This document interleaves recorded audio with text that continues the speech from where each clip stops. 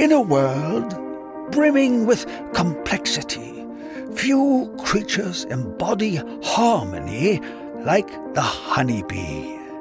With tireless precision, she dances from bloom to bloom, each motion guided by millennia upon millennia of instinct, each act in service to the whole.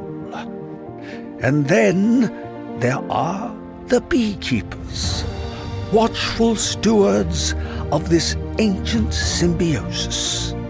Part agri-scientist, part poet, they move along their hives with the efficiency of Moe, Larry, and Curly, tending to the bees' needs as best they can comprehend, and with the infrequency of a waterfall in the Sahara, sometimes running off, flapping and flailing like a penguin on a hot sidewalk. This is their journey.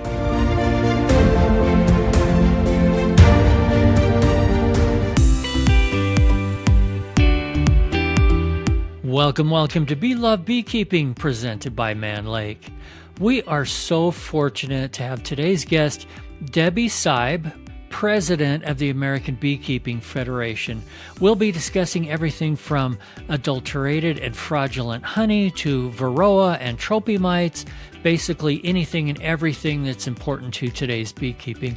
Also, hey, I just wanted to mention that last night I saw the first episode of National Geographic's new Secrets of the Bees documentary series, and I must say the videography is beautiful and amazing, especially being able to see many things from the perspective of actually being inside the hive. Highly recommended. Give it a look and let me know what you think. And speaking of inside the hive, great segue, huh? Let's take a minute for our very own Inside the Hive feature, which is brought to us every week by Primal Bee. Here is something amazing about honeybees. The temperature inside the brood nest has to be exactly 95 degrees Fahrenheit. That's 35 degrees Celsius. Not about or close to 95, not maybe in the area, but exactly 95 degrees. Baby bees developing inside their cells are incredibly sensitive. Drop the temperature just a few degrees and you start seeing problems. Wings don't form right, shorter lifespans. Bees that can't learn navigation as well, which means they get lost on foraging flights and never come home. Drop it a few more degrees and a lot of them don't even make it out of the cell at all. So the colony pays whatever cost it takes to keep that temperature in the right range. In cold weather, nurse bees press their bodies against capped brood cells and vibrate their flight muscles to generate heat. They are living space heaters. In hot weather, they fan and spread water to bring the temperatures back down. This effort runs around the clock, and it's one of the biggest energy drains, or as we like to say, energy bills, in the whole hive. In the wild, bees choose nesting spots with thick walls that hold temperature naturally. The less work they have to do to hit 95 degrees, the more energy they have for everything else. Making honey, raising brood, fighting off problems. In beekeeping, thermodynamics really do matter. I'd like to welcome our very special guest today, Debbie Seib. How are you, Debbie? Great. Nice to see you. Coming to us from the very, very cold Indiana right now. Yes. I know you've had some crazy storms out there this winter. We're going to be talking about everything from ABF, because you're the new president, congratulations, Thank you. to your own beekeeping business and your own love of bees and a little bit of everything in between. Where do you want to start? Well, I could start with introduction. I would love that. Tell us a little bit about you. Yeah, my name is Debbie Seib. I am co-owner of Seib's Fisher Honey, and I am currently the new president for the American Beekeeping Federation. I got started in bees about 37 years ago, about 39, when I met my husband, and he was a beekeeper. So on one of our dates, he said, let's go get into some beehives. And I turned it in and said, "Are you crazy?" But I did fall in love with them. They're very cool. I like the little creatures. I have went through a transition of where when I first started, I wore a full suit, gloves, hat, veil, and it was the old hot cotton ones, to graduating to a ventilated suit and then graduating to a ventilated jacket. And that was a big thrill for me many years ago. Yeah, so that's pretty much how I got into beekeeping. How are you with gloves? I use gloves all the time. I always use gloves. Yeah. We've talked about this, it seems like a lot recently. PPE, I don't want anybody to feel like they are not the coolest beekeeper around if they're decked out from head to toe. I think everybody should be comfortable. And if that means just a jacket, or if that means just a veil, or if it means head to toe and thick leather gloves, good for you. There's no shame, and there's also no prizes for some of the people on YouTube that are trying to look like they can wrangle any kind of bees they want with perfect hair and makeup and everything else. Yeah, I do not look like this when I'm in the beehives. I will tell you that. But I will also tell you, this is the fun fact that you will know and a lot of people are shocked at. I've never been stung by a honeybee. And after doing it for 39 years, I get the eyebrow raised just like what you did. Basically is because I love my bees. I'm very comfortable with them. I can go out there and I have no problem getting into the hives. I can pop them open. I can help my husband do splits. I cannot raise queens. I'm not very good at that because I don't have the eyesight for it. I wear a jacket with hat that has the veil on it, the fencing veil, and I wear gloves. They're not heavy, but they're heavy enough to where I'm comfortable to not get stung. I don't have heart palpitations when I go out there because I'm suited. I wear jeans, of course, and when it's really hot, I wear a short sleeve T-shirt underneath my jacket. That is why I do that, because I've tried once before not doing it, and I got about halfway down to the apiary, and I could hardly breathe. And I'm like, why am I doing this to impress somebody else who's not even here? So, yeah, I'm very comfortable. I love my bees. Good for you. Sounds like they love you too. If you ever get down to Texas or Southern California or Arizona where they have Africanized bees, hopefully you still won't ever have a sting. We'll see. Well, I have some friends that were around Africanized bees, and they suited up and they had 2-layer gloves on and said they still got stung. So I'm not sure if I want to try it, but someday I may. Well, I want to hear a little bit about your beekeeping business first. So I will tell you that we grew from having just 10 hives to around 150 to 200, depending on the time of year. Sometimes we get up to 250 or 3 because we split our hives and sell off nukes. We have 8 different apiaries. We do pollination, but we keep all our pollination in the state of Indiana. We have never taken our bees outside. So some of them, when my husband lived in Kentucky, originated down there. Of course, those bees are gone now, but they did come up into Indiana. They were inspected, and then they came up to Indiana. But we don't take them outside for pollination or anything like that. We sell honey. We sell hive products. We have people that stop by our home to get our hive products and our honey. So we're pretty just all around beekeeping. We are a Mann Lake dealer, so we sell equipment. So once a year, we would do what was called the Newbie Day. We would bring new beekeepers to our home, and we would do about 2 hours education session, and then we would take them out. We would do a round robin. So we would teach them about different types of equipment, show them how to put it together, do some hands-on. And then the third part was we take them out and do a hive inspection. Basically, what we're looking for is a couple things. First of all, are they really interested? And are they so scared that this is really just not a hobby for them to get into? Because I hate getting somebody started into it, and then a couple years later, you see all their equipment on Facebook Marketplace or, being sold somewhere. And I'd really like not to do that. But so far, we've had really good luck because all of the people going through our school are still beekeepers. Oh, that's really good. That education really makes a difference. I have a friend who got started in beekeeping, and I had no idea that he was doing it. And after his second season, I ran into him at another place, doesn't matter. And he said, "Oh, yeah, I tried that beekeeping. Didn't work for me. All we did is we got one jar of honey and all the bees died." And I'm like, I didn't even know where to start because, the education is just such an important part to being not only successful, but dealing with loss when loss happens. So you're not just giving up. And I like to ask people, what is your why? Why are you getting into it? If it's only for the honey and that's all you care about, I tell people to go to the store and buy some. Yeah, interesting. One of the slides that we have in our education class was talking about why are you getting into beekeeping? Is it because love of the bees? Do you want to see and help with pollination? Is it to make money? And if it's to make money, you're probably in the wrong business, unless you want to go really big.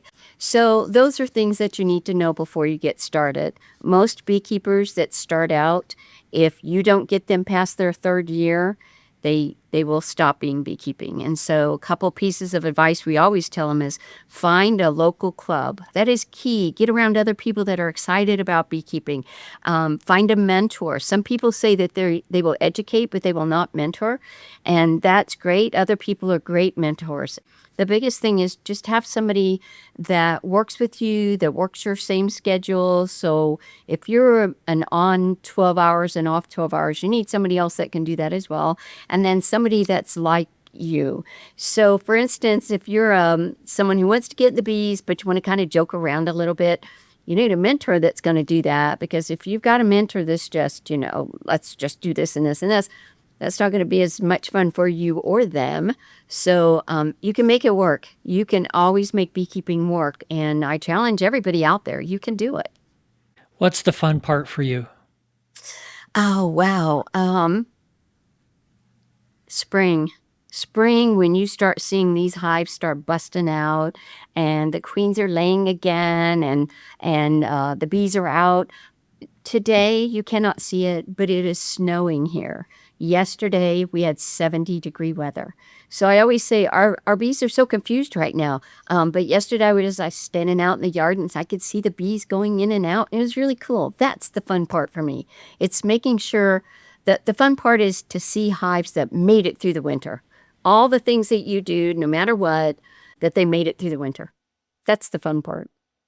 Let's talk about spring for a minute. We all know that is a time that if we're not careful, those bees are actually going to starve.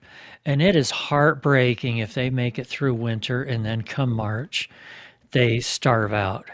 So, would you just tell me some of the things that you and your husband do this time of year?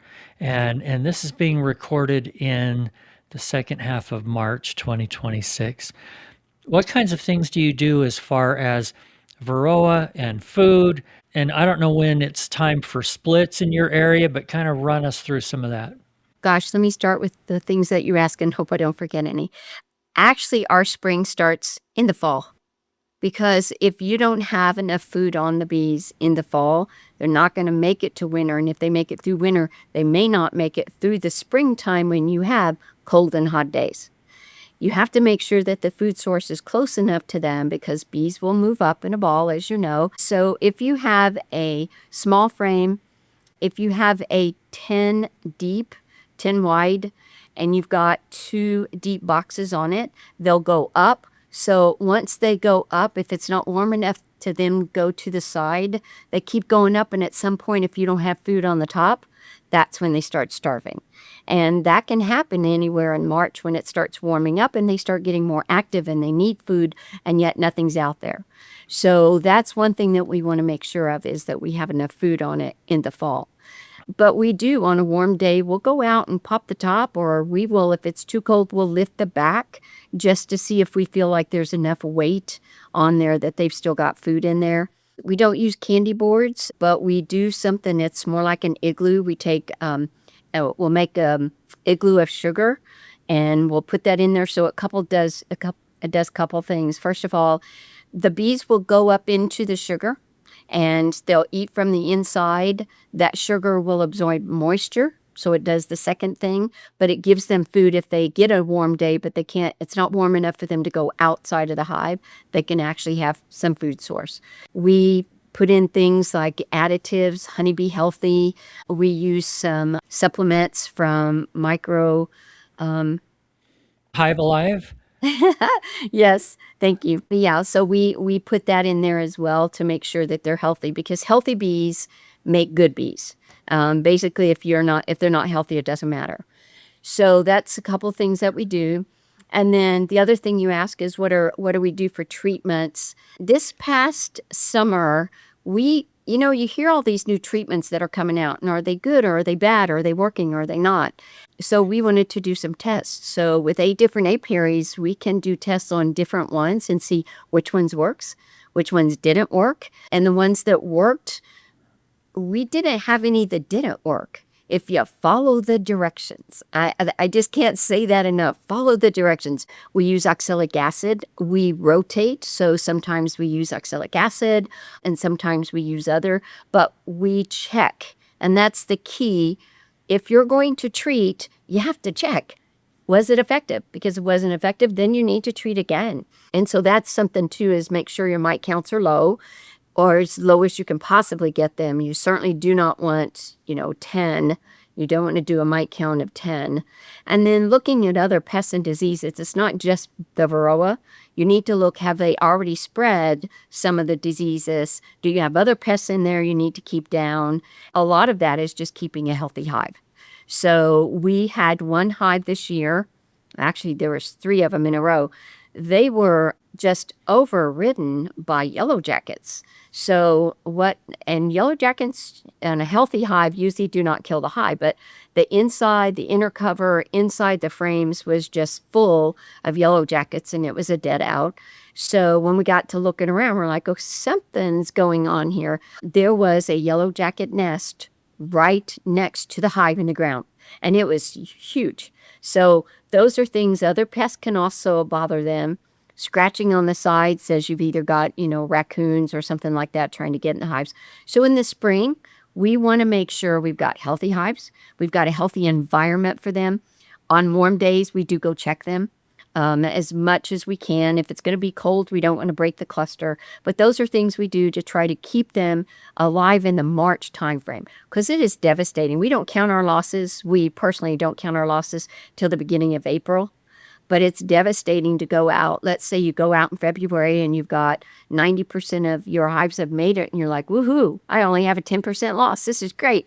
And then you go out in April and you see now you're at 50%. It's sad, and it is devastating to see that. People come to me and say, hey, Debbie, what did you think about this treatment? Or what would you recommend? I don't recommend a brand either. I don't think that's right, and I don't think it's fair. I will tell them my experience with each one, and I can't give them an experience if I haven't tried it.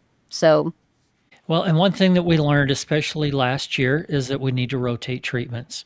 right. Something that worked 3 years ago may not work this year. There may be a resistance built up, or there may be something else going on. If we were naming brands, we would never say there's one end-all be-all for everything varroa, because there isn't. Just doesn't work that way. Right. I wish it were that simple. Yeah, if something worked that well, I've had people tell me they've never lost their hives for varroa. They don't have mites. If that were really true, then that person would be a multi-billionaire, because everybody would be doing what they're doing. So, and that's right. When something that works really well this year, you need to rotate so they don't get resistant. When do you do splits in your area? And I know it's weather dependent. And this year with all the snow, it may be later than usual, but give me an idea of average. Ours is usually in May. We wait until we know that we have purple-eyed drones. Purple-eyed drones are drones that when you open up the cell, they've got purple eyes so far, because that means they'll be sexually mature when your splits are occurring and you're having to graft for queens. You're grafting for queens, you have to get them mated. And if you don't have good drones, then you can't mate them. So that's when we do splits. And again, everything is weather dependent. We've done them as early as April before because the weather was just great. But I don't know. This weather this year, we're going to hold off. Yeah. You should come out here to the Rocky Mountains because I live in a high mountain valley, 5,700 feet elevation. And we've had hardly any snow at all this year, and it is supposed to get into the upper 70s this week. Wow. It's crazy, but there's nothing in bloom yet.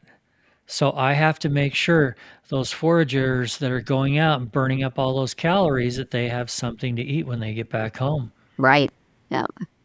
Yeah, we're a little concerned about that. It's such a different year.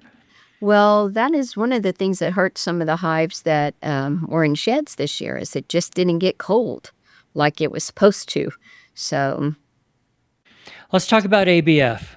When did you get started with ABF and why? 15 years ago, I went to my first ABF. I was encouraged to go by someone who is in our state association and said, "Oh, you got to go. You're just going to love this." And I'm like, "Okay, we'll go." I'm not real big on all those sessions and going to session after session with something, I got to have something fun in between. Because you have to remember, I was not the original beekeeper. I was the married into beekeeper. So I went, my husband wanted to go. He's pretty excited about it. And that's how I got into it. I got into it more on the more level when I was walking by and Michael North was standing outside of a door. And Michael North is, part of ABF. And he said, "Are you from Indiana?" And I said, "Well, I am," because I had a little name tag on. And he said, "Oh, you have to come in here to the state delegates assembly." And I said, "I have no idea what that is." And he said, "We'll let you know, so come on in." I admit a pet peeve of mine is that it seems all beehives are white. Yeah, boring old white. And just when I get a pet peeve, Mann Lake comes to the rescue with their new color collection. The vibrant new line of colorful beekeeping hive kits designed to turn your backyard into a buzzing work of art.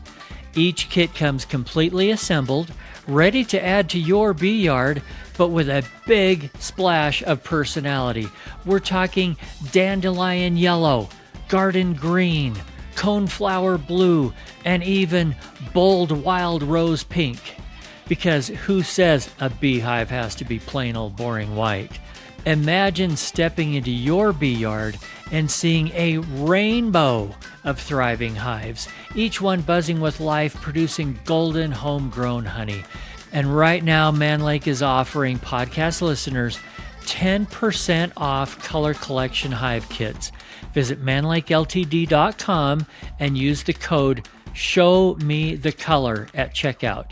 That's manlakeltd.com, discount code SHOWMETHECOLOR.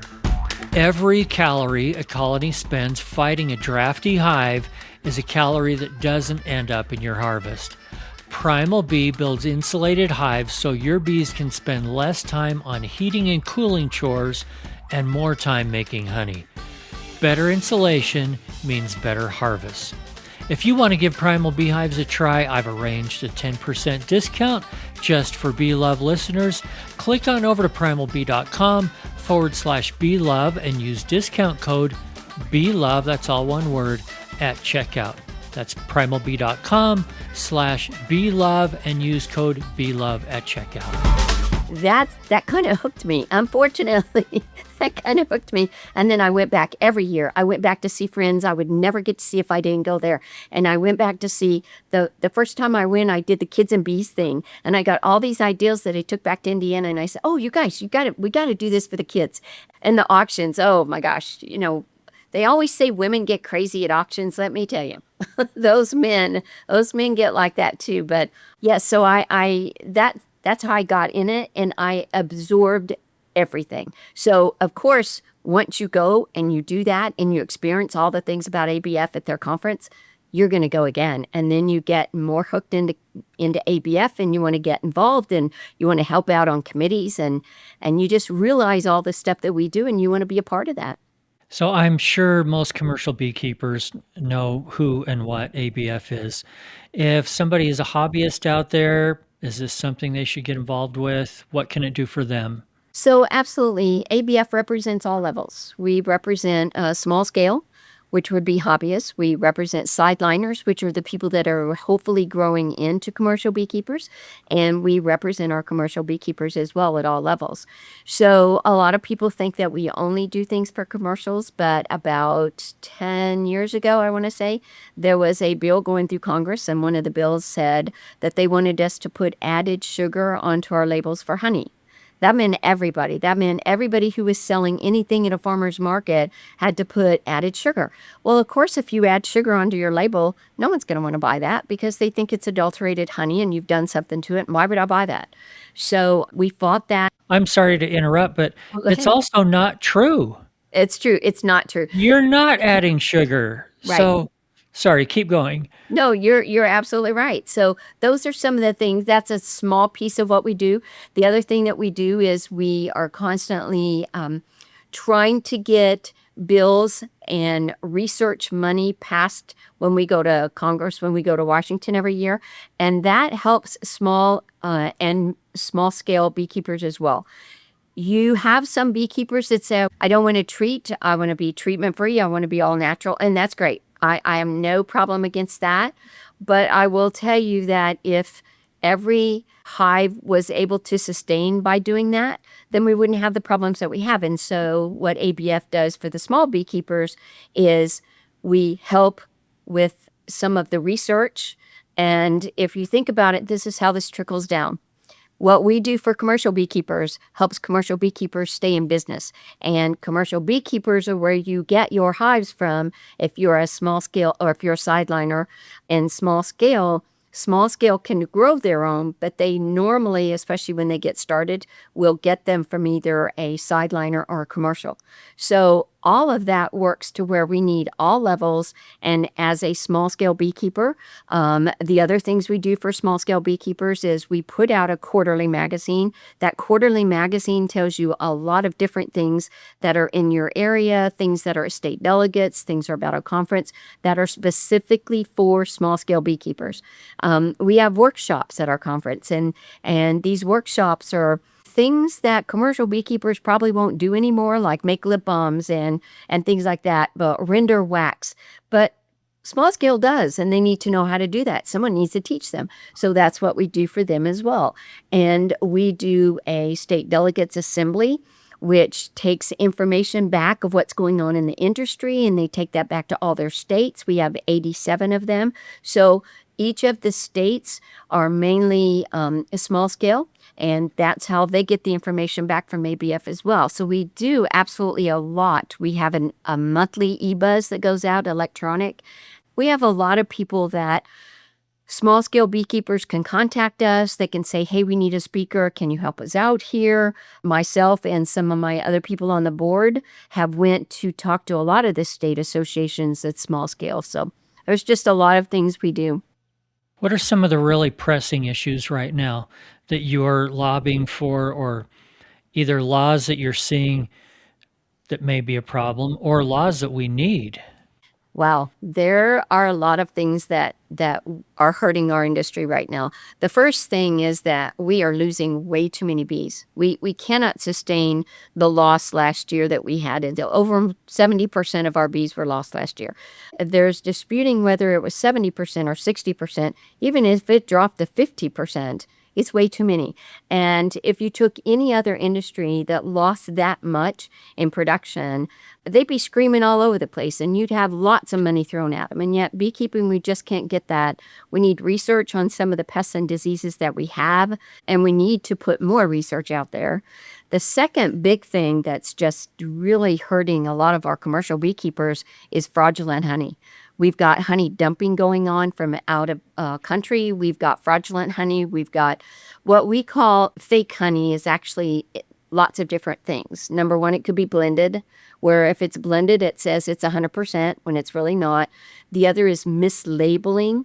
Right now, a big thing for consumers is to say something organic. If I say it's organic, you'll pay double price for it because you think it's better. So when you see in a store anywhere where it says organic honey, and you read the label and it says USDA grade A organic honey, you automatically know one thing: that's imported. It's imported because we do not have a standard in the United States for organic honey, and we're not allowed to label our honey like that. So we're not allowed to partake in the additional price increase that we could get for organic honey. And in addition to that, it's false advertising because as a consumer, if I'm not a beekeeper and I don't know that, I think I'm getting a very good local product from the U.S. that's really healthy for me. And that may not be the case. So that's one thing that's hurting our industry a lot. Fake honey, the anti-dumping, the dumping that's going on right now with things that are not really honey. Other countries have that issue as well. It's not just the U.S. So they're trying to clean up their act as we're trying to clean up ours. So we've got a lot of collaboration going on between us and Europe right now, which I'm very excited to see. The other thing that we have is a lot of our research funds are drying up. As you know, right now, they've got lots of tightening of belts, and I understand that. But why are we not tightening the belt somewhere else and still helping food source that is going to be a food security issue if we don't keep our bees alive? And that's basically the thing. If we can't keep our bees alive, we can't make honey. If we can't make honey, then the beekeepers can't stay in business. It's just it seems like it's so simple, but yet people really make it complicated. The other thing that we have a huge issue on is we don't have a standard of identity of honey. And I'm shocked about that. I'm a farm girl that's very black and white. And it says, if it's not from a honeybee, it's not honey. And if you put something else in it, it's not honey. So stop calling it that. And yet, we don't have that standard of identity. So we have worked with some of our senators, some of our congressmen. We've got a couple bills out there, and we're trying to get them passed, but we're not making a whole lot of headway right now. We keep pushing for it, and we're going to keep pushing for it. But just so you know, that's a huge issue for us. That's some of the big ones. The biggest one, I guess I would say, too, number one is we need to raise the awareness. We need to raise the awareness of the issues that the beekeepers are having, about the honeybees that are dying every year, and about adulterated honey. Though that's a huge thing. Just get that awareness out there. But I will tell you one of the in my mind, again, my opinion is the biggest issue we have is ourselves as beekeepers. That seems kind of funny, but basically what happens is we can't work together. We just can't seem to play in the same sandbox without throwing sand in somebody's eyes. And until we learn to do that much better than what we are now, we are only hurting ourselves. We can't continue to divide. And one of the things that we need to do is we need to learn that when we go to Congress, we need to go to Congress as one entity and one voice and one industry. We are so small footprint, they just gnat us off like flies. And we need to be able to grow together, and we just don't seem to be able to do that yet. If you go out to Facebook, what I notice, because I see some of the small scale or the newbies, the new beginner ones, they're so nice. They ask a question, you got like 20 people helping them out and giving them ideas. And, well, this is how I do it. May not be the only way. The higher up you go, it is vicious. Someone asks a question and you've got 20 people just knocking them down.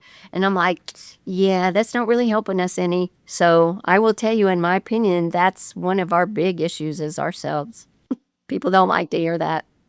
No, I appreciate you bringing all that up. I mean, that's a lot to deal with. And we appreciate you and the whole group doing something about it.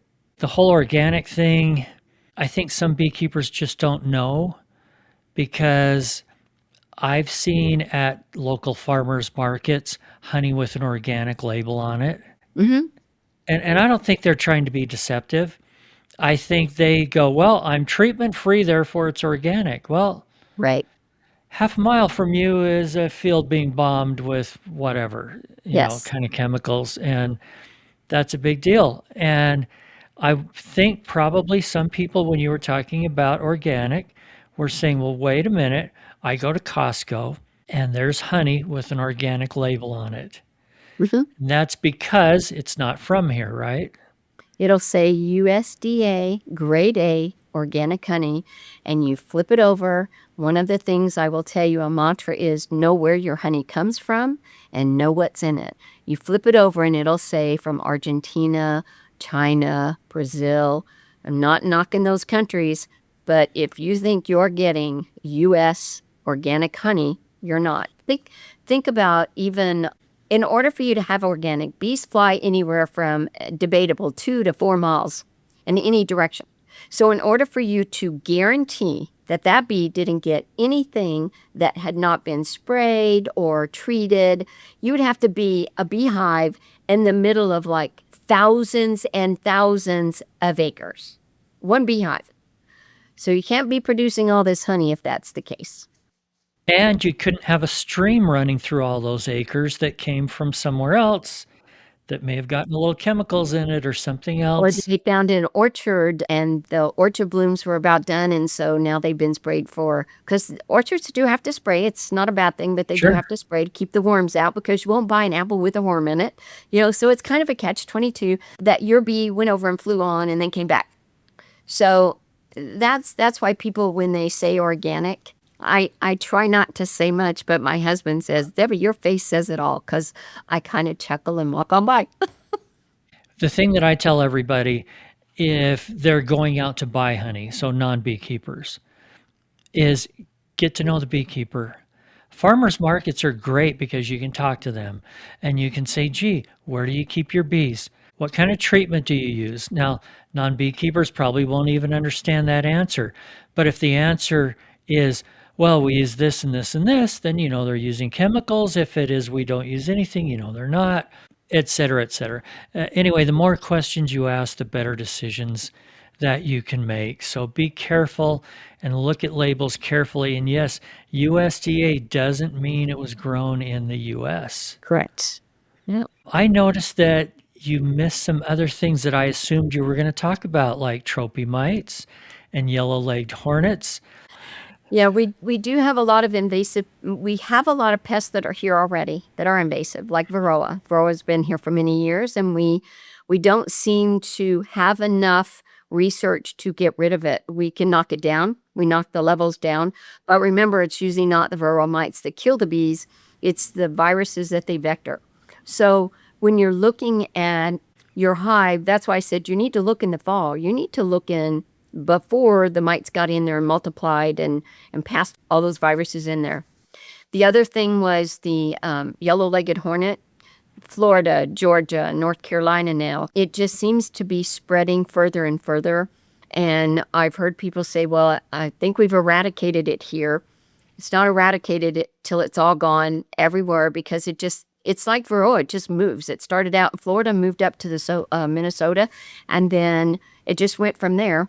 They've tried in the past things like burning hives, isolating hives for treatment, and that just doesn't work. We have to go after something that's going to kill the mites. And like I said, what the treatments are that we have right now, knock them down, but they don't really kill them. So that's another thing that we'd like is speedier ways to get any kind of mite treatment through the process. Yellow-legged hornets, the same way. You can put out century hives. Those are things that are being done right now. Interestingly enough, APHIS is one of the groups that monitors invasive species. But APHIS cannot really do anything until after the species is in the United States. So one of the projects that I was on, I know it seems kind of silly, one of the projects I was on, I went to Thailand with Jeff Williams and his group and 10 apiary inspectors. Eye-opening when I saw trophy mites over there. It was more than eye-opening. It was shocking and gravely concerning. Number one, they're very, very fast, and they multiply every 24 hours. So varroa takes, I'm going to go back and say 16 days, 18 days. Oh, well, they go inside the drones for 18 days, but trophy mites will go every 24 hours. They'll reproduce. So interestingly enough, if they ever got here, if we don't have some kind of plan, we will be in really bad trouble. Now, again, APHIS can't get involved until they're here. Well, that's kind of a catch-22. So I will tell you that APHIS has actually worked on having a plan in place.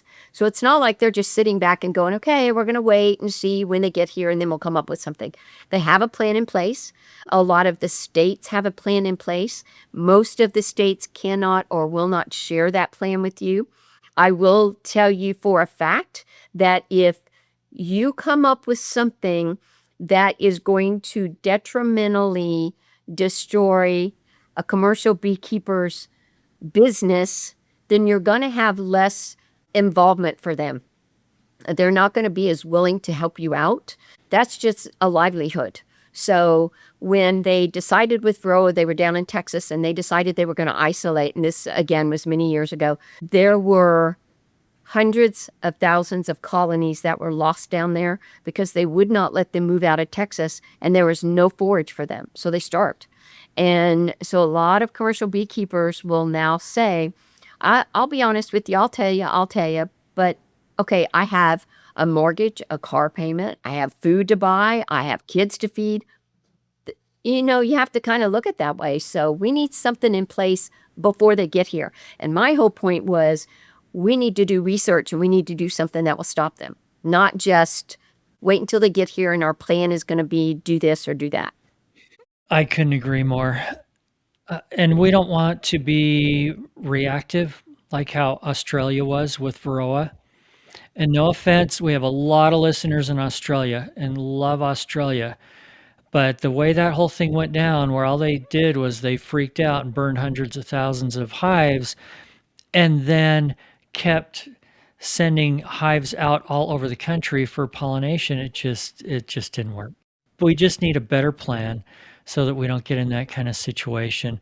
We are just about out of time, and I told you I wouldn't take too much time today. So I want to end with something fun.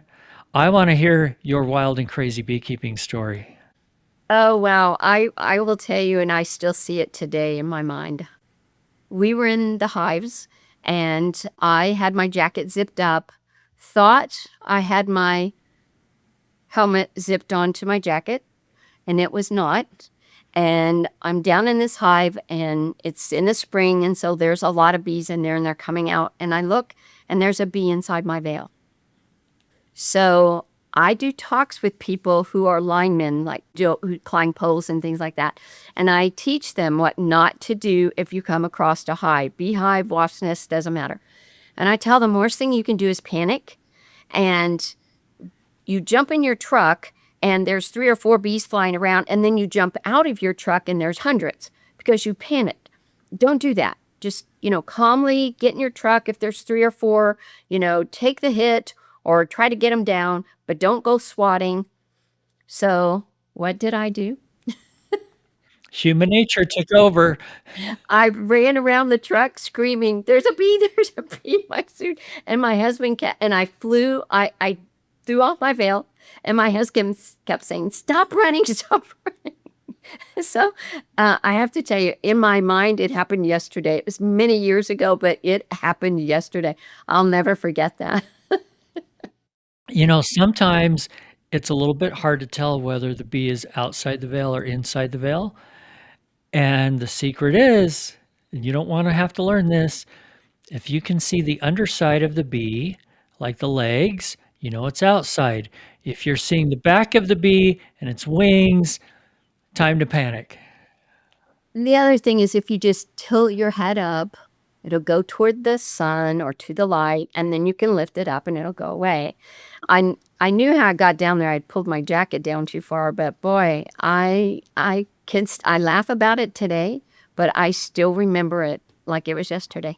If you don't mind, I know you're about out of time, but I would like to, we didn't really talk about ABF that much. And I would like to share that ABF does some other things for not only beekeepers, but researchers. We have scholarships, 4 scholarships that we give out. We are involved with 4-H essay contest right now.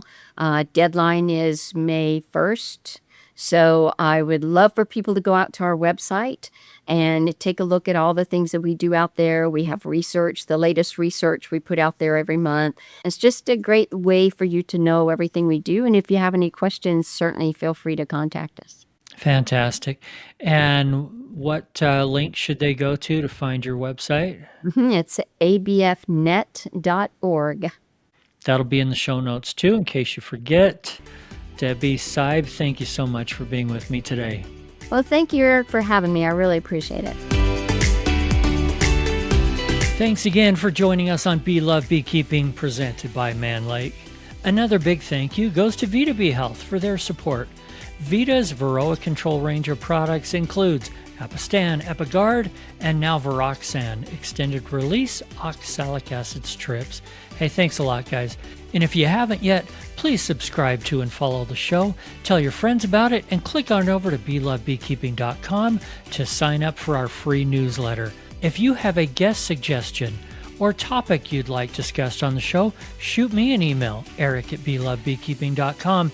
And remember, if you're not just in it for the honey or the money, you're in it for the love. See you next week.